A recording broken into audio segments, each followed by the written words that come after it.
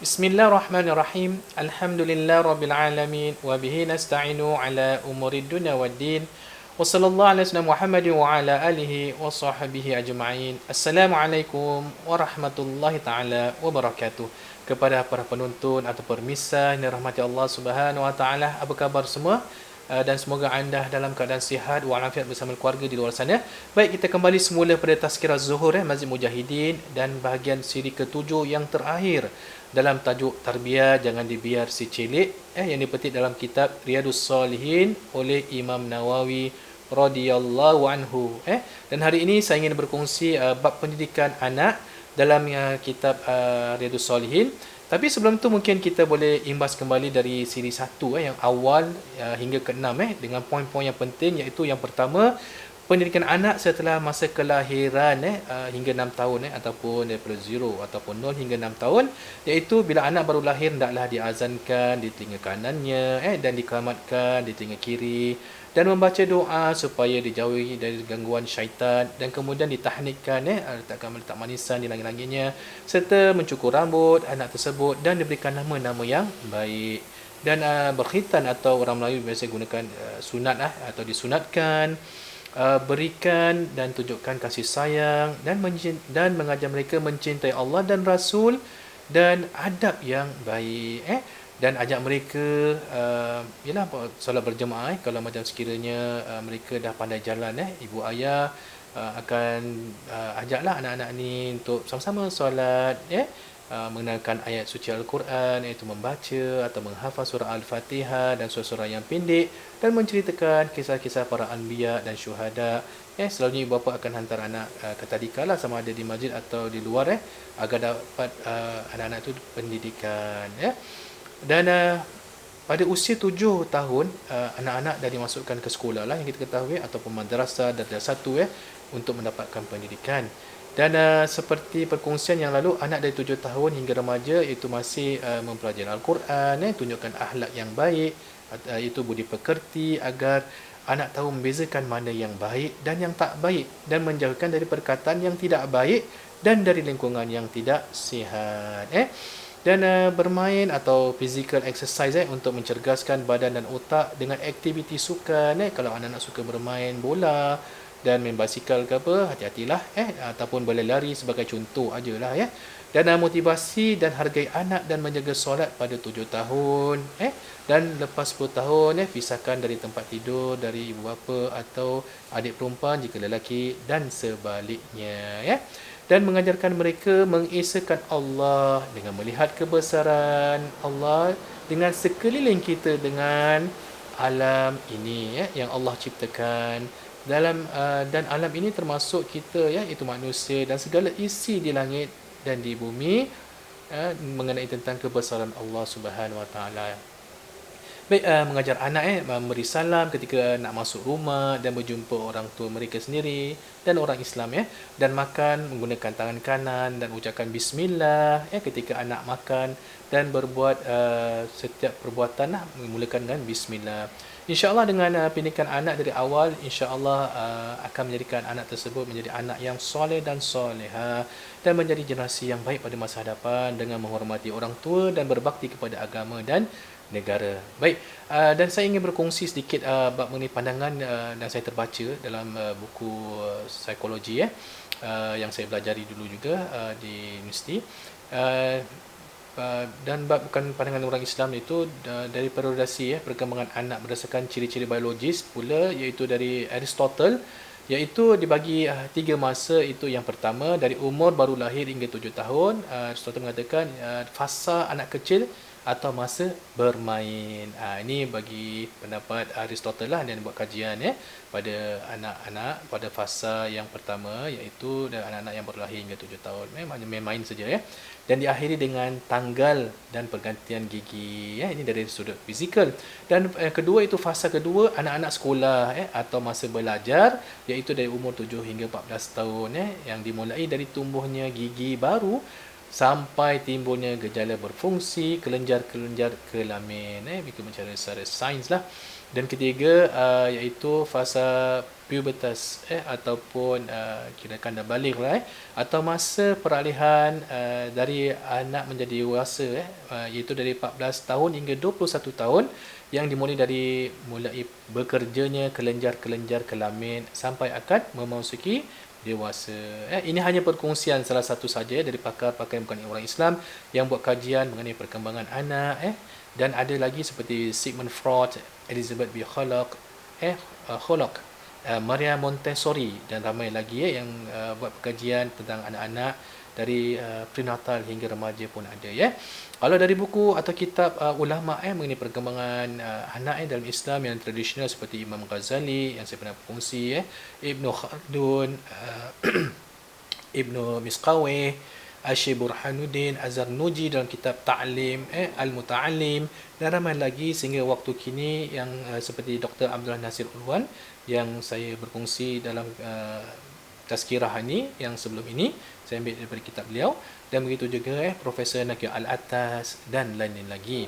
Baik, kita kembali semula kepada kitab Riyadhus Salihin oleh Imam Nawawi radhiyallahu anhu seperti dalam hadis-hadis yang akan saya bacakan dan kongsikan kepada para penonton atau jemaah.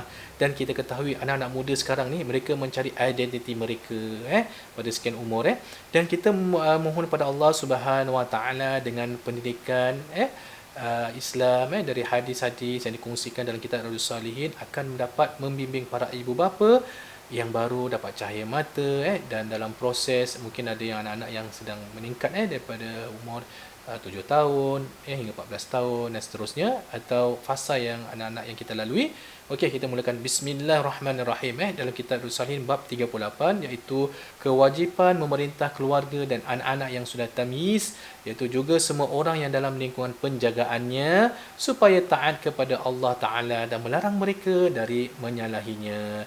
Harus pula mendidik mereka dan mencegah mereka dari melakukan apa-apa yang dilarang. Baik, dalam kitab ini mengatakan dalam surah Taha ayat 132 Allah berfirman bada'uzu billahi minasyaitonir rajim wa'mur ahlaka bis-salati wastabir 'alaiha dan perintahkanlah kepada keluargamu dan mendirikan solat dan bersabarlah atasnya ini antara satunya dan dalam surah Tahrim ayat 6 pula bada'uzu billahi minasyaitonir rajim bismillahirrahmanirrahim ya ayyuhallazina amanu qu anfusakum wa ahlikum nara wa quduhan nasu wal hijarah yang artinya wahai orang-orang beriman peliharalah dirimu dan keluargamu dari api neraka yang bahan bakarnya adalah manusia dan batu. Maka saya pernah terangkan ayat ini di siri yang sebelum ni. Saya ulang semula supaya mungkin ada yang belum tengok. Maka dari ayat ini para penonton dalam tafsir Ibnu Katsir, Ibnu Abbas radhiyallahu anhu berkata bahawa firman Allah ku anfusakum wa ahlikum nara yang maksudnya beramallah dengan taat kepada Allah kena beramallah dengan taat kepada Allah takutlah bermaksiat kepadanya perintahkan kalian dengan zikir iaitu mengingati Allah maka Allah akan menyelamatkan kalian dari neraka. Manakala Qatadah berkata pula maksudnya kamu merintahkan keluargamu agar taat kepada Allah, kamu larang mereka dari bermaksiat kepadanya, kamu mengurus mereka dengan perintah Allah dan membantu mereka menjalankan perintah Allah. Jika kamu melihat pada diri mereka ada sikap maksiat kepada Allah, maka hendaklah kamu larang mereka. Baik, dalam balik kepada kitab ini juga dari Ibnu Umar hadis radhiyallahu anhu katanya saya mendengar Rasulullah sallallahu alaihi wasallam bersabda semua orang dari engkau sekiranya itu adalah penggembala dan semuanya saja akan ditanya tentang penggembalaannya. Seorang imam pemimpin adalah penggembala dan akan ditanya tentang penggembalaannya. Seorang lelaki adalah penggembala dalam keluarganya dan akan ditanya tentang penggembalaannya. Seorang isteri adalah penggembala di rumah suaminya dan akan ditanya tentang penggembalaannya. Seorang pelayan juga penggembala dalam harta tuannya dan akan ditanya tentang penggembalaannya. maka semua orang dari engkau sekalian itu adalah pengembala dan akan ditanya tentang pengembalaannya. Hadis muttafaq alaih, itu hadis Imam Bukhari dan Muslim. Itu dua hadis tu dipanggil hadis muttafaq alaih. Dan maksudnya di sini semua orang akan ditanya nanti di akhiratnya di hadapan Allah mengenai tanggungjawab seorang suami ataupun ayah, isteri ataupun ibu dan anak dan ketua, imam dan lain-lain lagi. Adakah kita telah mengajarkan ahli keluarga kita pendidikan agama, mengenal Allah, mencintai Allah dan Rasulnya, dan nafkah dan lain-lain lagi.